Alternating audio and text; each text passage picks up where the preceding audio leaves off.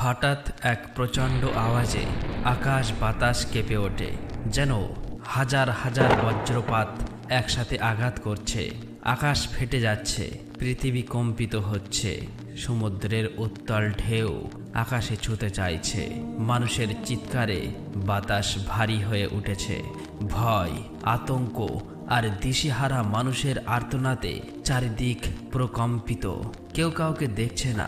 মা তার সন্তানকে ভুলে গেছে, ভাই তার ভাইকে ভুলে গেছে, সন্তান তার পিতার ভুলে গেছে। ভালোবাসার সকল বন্ধন ছিন্ন ভিন্ন হয়ে গেছে।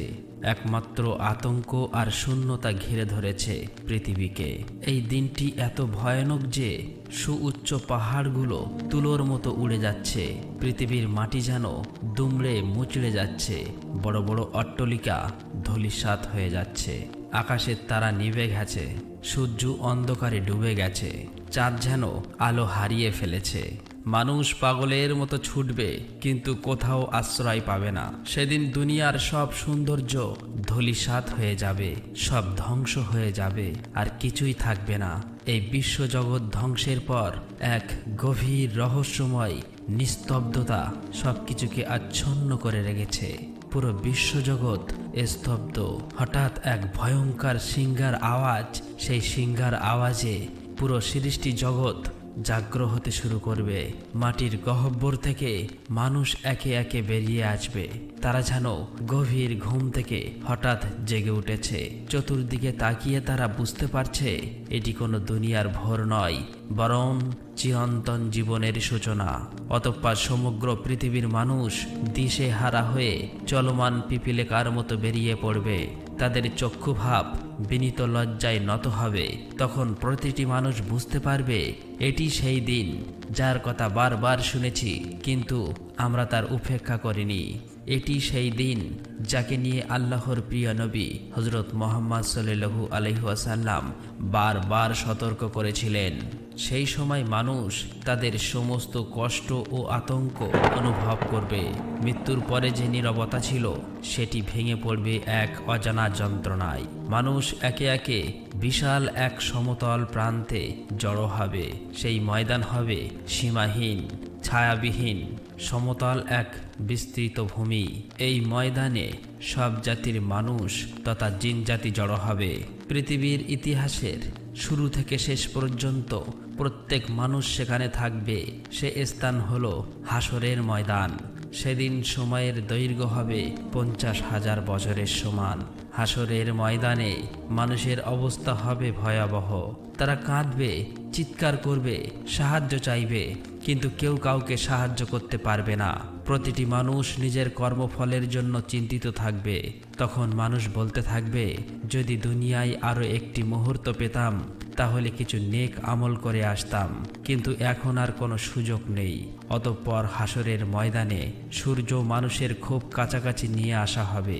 সেই উত্তাপ হবে এমন ভয়াবহ যে মানুষ সূর্যের সেই উত্তাপে ঘামতে থাকবে। এই ঘাম মানুষের গুনাহ অনুযায়ী হবে। কারো হাঁটু পর্যন্ত, কারো বুক পর্যন্ত, কারো ঘাম তাদের মুখ পর্যন্ত পৌঁছাবে। তারা আর সহ্য করতে পারবে না। হাসরের ময়দানে সবাই দাঁড়িয়ে আছে বিচার শুরু হবার জন্য, কিন্তু বিচার এখনো শুরু হয়নি।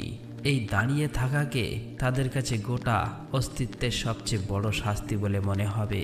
এমনকি যারা আল্লাহকে অবিশ্বাস করেছিল, যারা আল্লাহর রসুলকে অস্বীকার করেছিল, তারাও আর দাঁড়িয়ে থাকতে চাচ্ছে না। তারা বুঝতে পারছে যে তাদের জন্য জাহান্নাম অপেক্ষা করছে, তবুও তারা দাঁড়িয়ে থাকতে চাচ্ছে না। সবাই চাইছে বিচার প্রক্রিয়া শুরু হোক। অতঃপর মানব জাতি ও জিন জাতি একত্রিত হয়ে অসহায়ভাবে ছুটে যায় আল্লাহর সৃষ্টি করা পৃথিবীর প্রথম মানুষ ও নবী হযরত আদম আলাইহিস সালামের কাছে। সেখানে গিয়ে তারা বলতে থাকে, আপনি আমাদের জন্য আল্লাহর কাছে সুপারিশ করুন। আল্লাহ যেন বিচার খুব তাড়াতাড়ি শুরু করে দেয়। এই কথা শুনে হযরত আদম আলাইহিস সালাম চমকে উঠলেন। পৃথিবীর প্রত্যেকটি মানুষই তারই সন্তান। সন্তানদের এমন আকুল আবেদন শোনার পরেও চুপ থাকলেন, কিছুই বলতে পারলেন না। হযরত আদম আলাইহিস সালাম বহু বছর আগে একটি ভুলের কথা চিন্তা করছিলেন, যে ভুলের কারণে জান্নাত থেকে বিতাড়িত হয়েছিল। সেই ভুলের জন্য চিন্তিত ছিলেন। তখন হজরত আদম আলাইহিসসালাম তার সন্তানদেরকে বললেন, আমি এ কাজ করতে পারবো না, তোমরা অন্য কারো কাছে যাও, তোমরা হজরত নূহ আলাইহিসসালামের কাছে যাও। তখন সমগ্র মানবজাতি হজরত নূহ আলাইহিসসালামের কাছে হাজির হলো এবং বলল, হে আল্লাহর নবী হজরত নূহ আলাইহিসসালাম, দয়া করে আপনি আমাদের জন্য আল্লাহর কাছে সুপারিশ করুন। তখন হজরত নূহ আলাইহিসসালাম বললেন, আমি এ কাজ করতে পারবো না, তোমরা অন্য কারো কাছে যাও। তখন সমস্ত মানবজাতি এক এক করে হজরত মুসা আলাইহিসসালামের কাছে গেলেন, কিন্তু তিনিও কিছু বললেন না।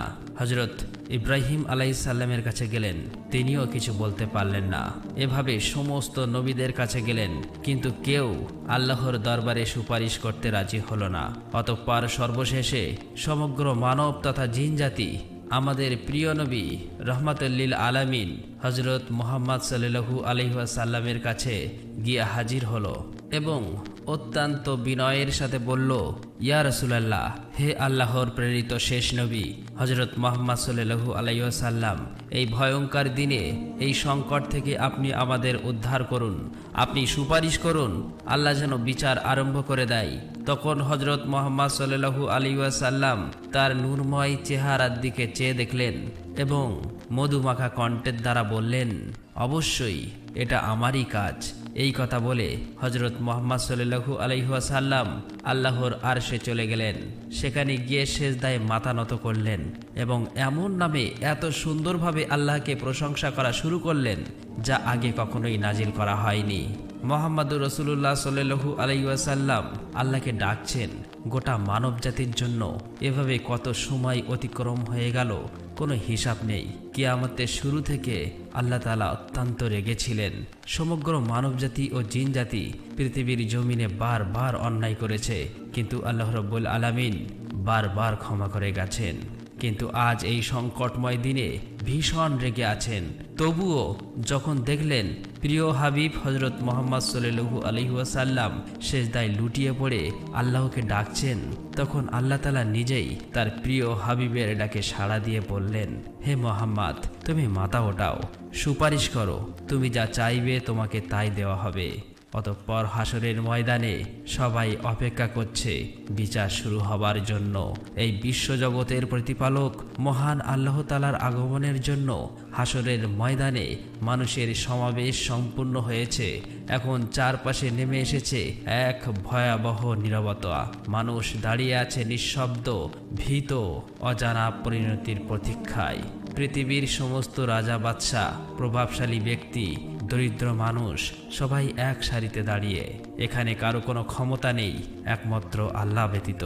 তারপর এক ভয়ঙ্কর প্রকট শব্দে আসমান উন্মুক্ত হয়ে যাবে এবং আসমান হতে অগণিত ফেরেশতা নেমে আসবে।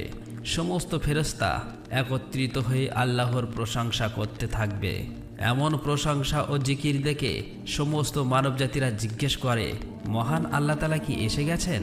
তখন সমস্ত ফেরেশতারা বলতে থাকবে, না, আসেনি। তবে মহান আল্লাহ তাআলা হাসরের ময়দানে উপস্থিত হন। তখন আসমান উন্মুক্ত হয়ে সারি সারি ফেরেশতা আল্লাহর আরশ বহন করে নেমে আসবে।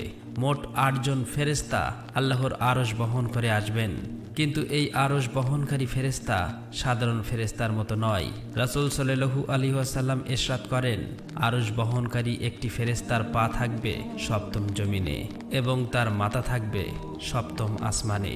এক একটি ফেরেশতার কানের লতি থেকে কানের দূরত্ব পর্যন্ত পাড়ি দিতে হলে একটি পাখিকে 700 বছরের পথ অতিক্রম করতে হবে। এমন ফেরেশতার কল্পনা করা আমাদের পক্ষে অসম্ভব। সেটি মহান আল্লাহ তাআলাই ভালো জানেন। অতঃপর মহান রব্বুল আলামিন হিসাব নিকাশ শুরু করবেন। সেই দিন আল্লাহ তাআলা আরশের ছায়ায় 7 শ্রেণীর মানুষকে আশ্রয় দেবেন। তারা হলো ন্যায়পরায়ণ শাসক, এমন যুবক যে তার যৌবনকালে আল্লাহর ইবাদতে কাটিয়েছেন, এমন মানুষ যার হৃদয় মসজিদের সাথে সংযুক্ত, 2 জন আল্লাহর জন্য একে অপরকে ভালোবেসে মিলিত হয়েছে, এমন মানুষ যে নির্জনে আল্লাহর কাছে কেঁদেছে, এমন ব্যক্তি যে গোপনে দান করেছে, এমন মানুষ যাকে ফিতনার ডাকে সাড়া হয়েছে কিন্তু সে আল্লাহর ভয়ে বিরত থেকেছে। এরা আল্লাহর বিশেষ রহমতের অধিকারী হবে। অতঃপর মানুষের কাছে তাদের আমলনামা তুলে দেওয়া হবে। এই আমলনামা যারা ডান হাতে পাবে তাদের জন্য একটি আনন্দের মুহূর্ত। তারা আনন্দে চিৎকার করবে এবং বলবে, নাও পড়ো আমার আমলনামা।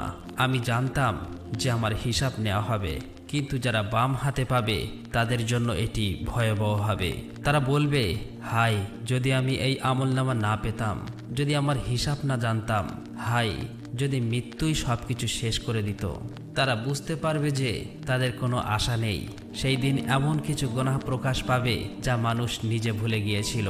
প্রতিটি কাজ, প্রতিটি চিন্তা, এমনকি গোপন ইচ্ছা প্রকাশ পাবে। এই সম্পর্কে আল্লাহ তাআলা বলেন, اليوم نختم على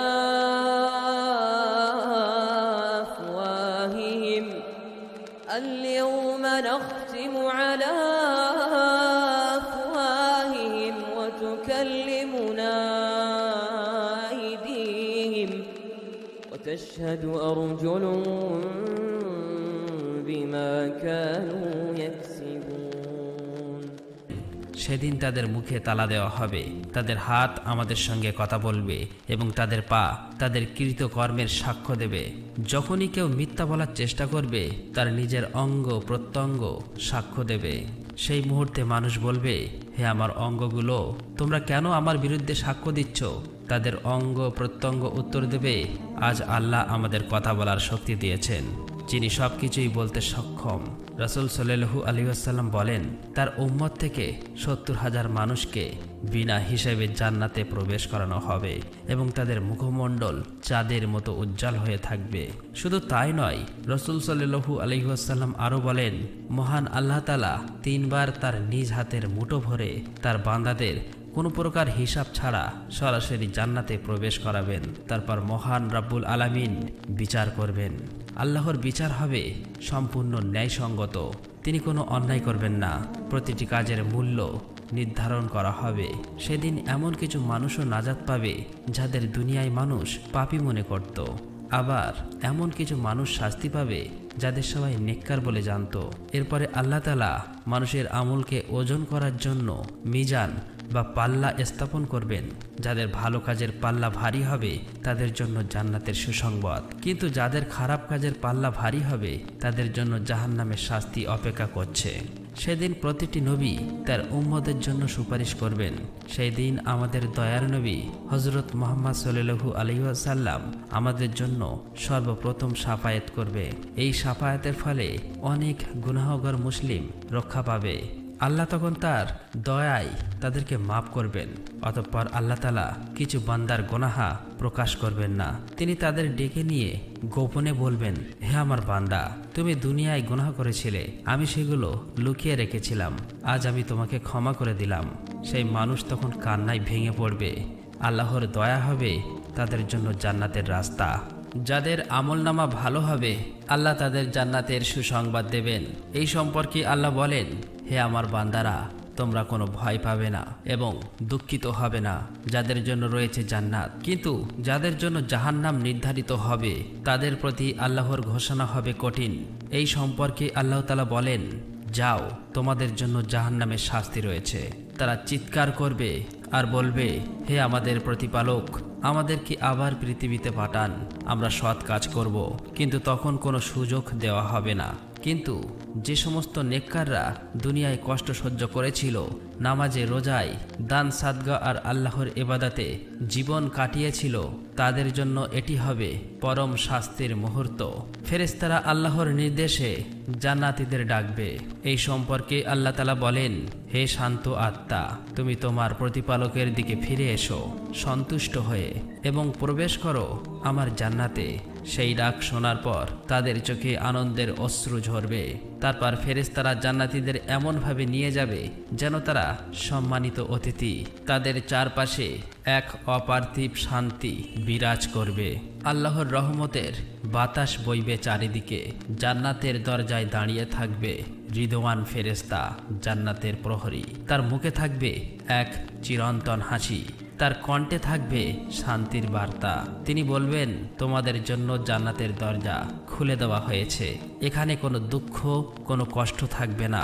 রিদওয়ান ফেরেশতা যখন জান্নাতের দরজা খুলবে তখন জান্নাতের অপূর্ব সৌন্দর্য তাদের চোখে ধরা দেবে। এমন দৃশ্য যা দুনিয়ায় কোনো চোখ কখনো দেখেনি, কখনো কানে শ্রবণ করেনি, আর কোনো হৃদয় এমন সৌন্দর্য কল্পনা করতেও পারেনি। রাসূল সাল্লাল্লাহু আলাইহি ওয়াসাল্লাম ইরশাদ করেন, আল্লাহ বলেন, আমি আমার সৎ বান্দাদের জন্য এমন কিছু প্রস্তুত করেছি যা কোনো চোখ দেখেনি, কোনো কান শোনেনি এবং কোনো মানুষের অন্তরে কল্পনাও আসেনি। জান্নাতীরা যখন প্রথম জান্নাতে পা রাখবে তখন তাদের হৃদয়ে প্রশান্তিতে ভরে যাবে। ফেরেশতারা তাদের স্বাগত জানাবে আর বলবে, তোমরা শান্তিতে থাকো, তোমাদের উপর কোনো ভয় নেই, দুঃখ নেই। যাদের চারপাশে থাকবে বেহেশতি গাছ, যার ডাল থেকে ঝরে পড়বে অপূর্ব রত্ন আর মণিমুক্তা। সেই গাছগুলোর নিচ দিয়ে বয়ে চলবে দুধ, মধু, পানি ও সুগন্ধ রুহানিয়াতের নহর।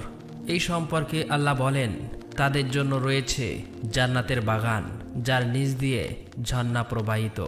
জান্নাত এমন একটি স্থান হবে যেখানে কোনো ক্লান্তি থাকবে না, কোনো চিন্তা থাকবে না। সেই পরিবেশ হবে অপুরন্ত শান্তির প্রতীক। সেখানে প্রতিটি জান্নাতীর জন্য থাকবে আলাদা আলাদা প্রাসাদ। প্রতিটি প্রাসাদ হবে স্বর্ণ, রূপা, মুক্তা আর জাফরানের তৈরি। রাসূল সাল্লাল্লাহু আলাইহি ওয়াসাল্লাম বলেছেন, জান্নাতে একটি ইট সোনা দ্বারা এবং একটি ইট রূপা দ্বারা তৈরি হবে, তার মাটি হবে কস্তুরী। জান্নাতে থাকবে অফুরন্ত খাদ্য ও পানির ব্যবস্থা, কিন্তু সেই খাদ্য পানির স্বাদ এমন হবে যা দুনিয়ায় কোনো রন্ধনশিল্পী দিতে পারবে না। এই সম্পর্কে আল্লাহ তাআলা বলেন, তাদের জন্য জান্নাতে থাকবে ফলমূল যা তারা ইচ্ছা করবে। জান্নাতীরা এমন পোশাক পরবে যা হবে রেশমি এবং সোনার সুতায় বোনা। তাদের গায়ে থাকবে সুগন্ধি আতরের সৌরভ। এই সম্পর্কে আল্লাহ বলেন, তারা পরবে সবুজ রেশমি পোশাক এবং সোনা রূপার গহনা। তাদের জন্য থাকবে অসংখ্য সঙ্গিনী ও হুর এবং গর্বিত সঙ্গীদের সাথে এক অন্যান্য জীবনযাপন। জান্নাতে থাকবে না কোনো মৃত্যু, থাকবে না কোনো রোগ, দুঃখ বা ক্লান্তি। মানুষ সেখানে একে অপরের সাথে ভালোবাসা ও শান্তির বন্ধনে আবদ্ধ থাকবে। জান্নাতের সর্বোচ্চ সম্মান, সবচেয়ে বড় সৌভাগ্য হবে আল্লাহর দর্শন লাভ করা। জান্নাতের সব সুখের চেয়ে বড় সুখ হবে এই সম্মান। এ সম্পর্কে আল্লাহ বলেন, সেদিন কিছু মুখমণ্ডল উজ্জ্বল হবে, তারা তাদের প্রতিপালকের দিকে তাকাবে। জান্নাতের লোকেরা আল্লাহকে সরাসরি দেখতে পাবে। এটি হবে জান্নাতের সর্বোচ্চ নিয়ামত।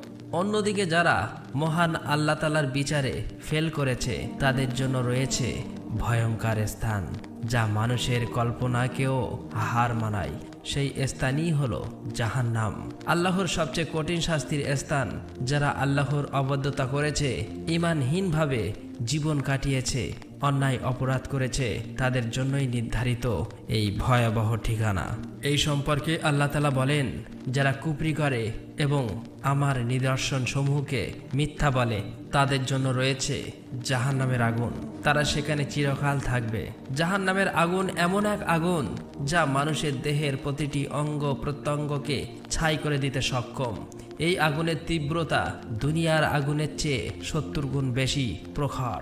রাসূল সাল্লাল্লাহু আলাইহি ওয়াসাল্লাম বলেছেন, তোমাদের আগুন যা দুনিয়ায় জ্বালানো হয় তা জাহান্নামের আগুনের এক অংশ মাত্র।